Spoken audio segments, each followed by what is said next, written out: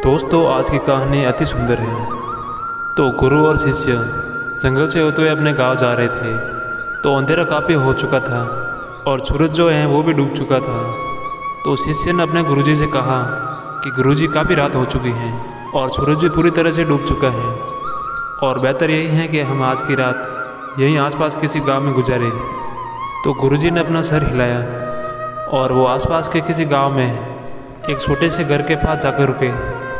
और जैसे ही वहाँ गए तो गुरुजी के शिष्य ने दरवाज़ा खटखटाया और जैसे ही दरवाज़ा खटखटाया तो अंदर से एक गरीब आदमी बाहर आया।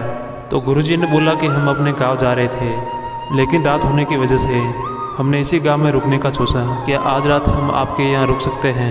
यह सुनकर उस गरीब आदमी ने गुरुजी और उनके शिष्य को घर के अंदर बुलाया। और जैसे ही गुरुजी अंदर गए उन्होंने देखा कि बहुत ही ज़्यादा गरीबी थी उस आदमी के घर में। तो गुरुजी ने उसको पूछा कि तू काम क्या करता है? उसने बोला कि मेरे पास बहुत सारी ज़मीन है। तो गुरुजी ने बोला, अगर तुम्हारे पास इतनी ज़मीन है तो तू इस तरह क्यों रह रहा है? तो उस गरीब आदमी ने बोला कि मेरे पास जो ज़मीन है वह किसी काम की नहीं है। गाँव वाले कहते हैं कि वो बंजर ज़मीन है, वहाँ फसल नहीं उगाई जा सकती और वहाँ फसल उगाना बहुत बड़ी बेवकूफ़ी है। तो गुरुजी ने बोला, तुम्हारा गुजारा किस पर होता है? उसने बोला, मेरे पास एक भैंस है जिस पर मेरा पूरा घर चलता है।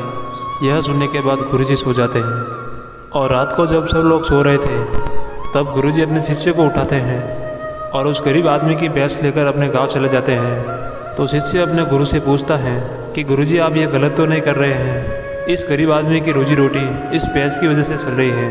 तो गुरुजी अपने शिष्य की तरफ देखते हैं और मुस्कुराते हुए आगे बढ़ जाते हैं। उस बात को तकरीबन 10 साल गुजर जाते हैं और जो गुरु का शिष्य था वह बहुत बड़ा गुरु बन चुका था। उसे उस गरीब आदमी की बात याद आती है कि मेरे गुरु ने उस आदमी के साथ अच्छा नहीं किया था। मुझे ये चलकर अब देखना चाहिए कि वह आदमी किस परिस्थिति में। वह शिष्य उस गांव की तरफ जाते हैं। वहाँ जैसे ही पहुँचता है और देखता है कि जहाँ उस गरीब आदमी का झोपड़ा था वहाँ पर अब आलीशान बंगला बन चुका है और झोपड़े के बाद जो बंजर ज़मीन थी वहाँ पर फल और फूल लगे हुए थे।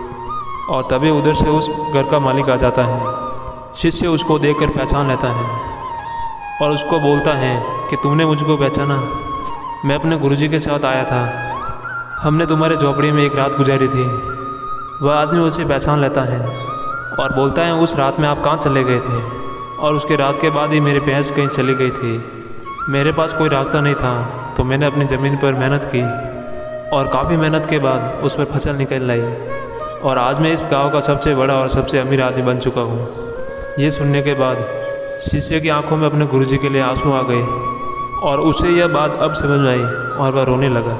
मित्रों, इस कहानी से हमें यह सीख मिलती है, हमारे पास भी बहुत कुछ है यार और हमारे अंदर भी बहुत कुछ है और हमें किसी न किसी चीज़ ने हमें रुका रखा है। वो आपके फैमिली वाले भी हो सकते हैं, आपकी जॉब भी हो सकती है और कोई भी हो सकता है। देखिए, आपके पास भी कहीं भैंस की जैसी कोई चीज़ तो नहीं है जिसने आपको आगे बढ़ने से रुका कर रखा है। दोस्तों, ये कहानी आपको अच्छी लगी तो वीडियो को लाइक करके चैनल को सब्सक्राइब कर दें। जय श्री कृष्ण।